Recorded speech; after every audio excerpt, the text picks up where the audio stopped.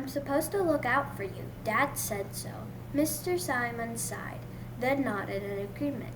You may keep your phone, but only for communication. Here, I forbid videos or games. If I find out that you're doing that, you lose the phone, no matter what your father said. Understood? Yes'm. Macon shot me an angry glance, then walked off to his room without saying a word. I stood there, embarrassed. I caused this to happen. Honey stepped closer to me and put her hand on my shoulder. Her voice was soft and almost contrite. Come along, Jake. Let's go home. We have a lot to talk about. I spent the rest of the afternoon sitting on the porch at the bird's nest. I felt I just ruined my life. Macon probably hated me, maybe even Lovey too. I embarrassed myself in front of everyone, and my grandmother was mad for sure. Her words, "You disappointed me," played on a loop in my head. I let her down, and ultimately Mom and Dad too, because that was my one job, take care of Honey. I put my head in my hands. What could I do to make up for what I did? An idea flashed to my mind. For the rest of the afternoon, I swept the garage area and walkway. Then I cut back the shrubs and branches away from her driveway. The branches scratched my arms and sweat poured down my back. But I didn't stop until the sun started to lower. I'd finished raking up the pine cones, needles, and twigs that littered the front path too. The western sky looked like it was on fire with bright colors of red, orange, and gold as the sun lowered. I was so tired, sweaty, and covered with bug bites.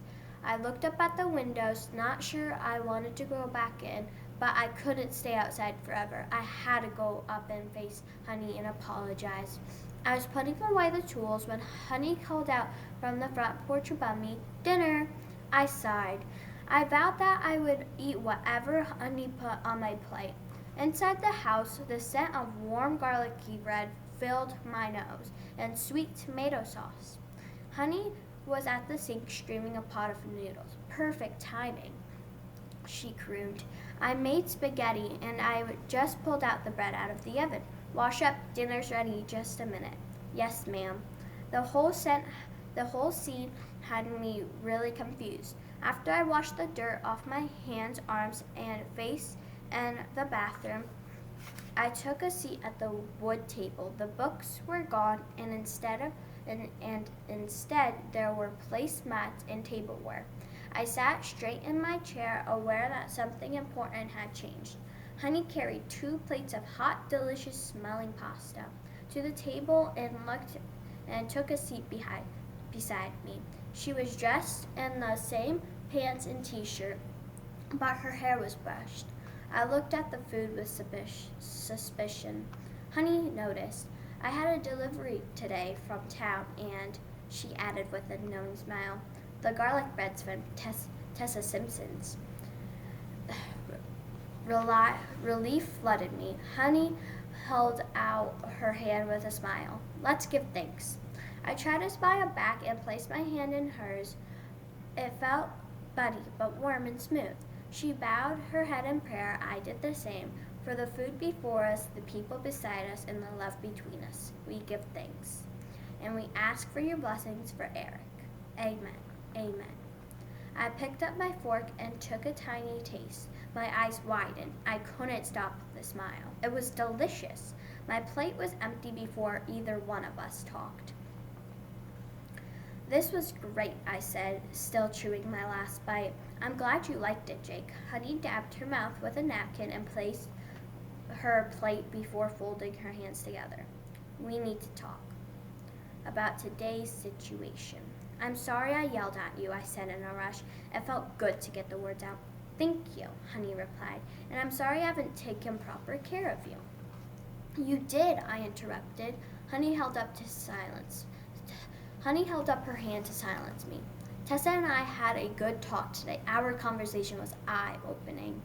I realized I've been neglecting not just you, but a lot of things. She patted my hand when I returned home this afternoon. I took a great look around her and saw what I'd become, a crabby old woman stuck up in her shell.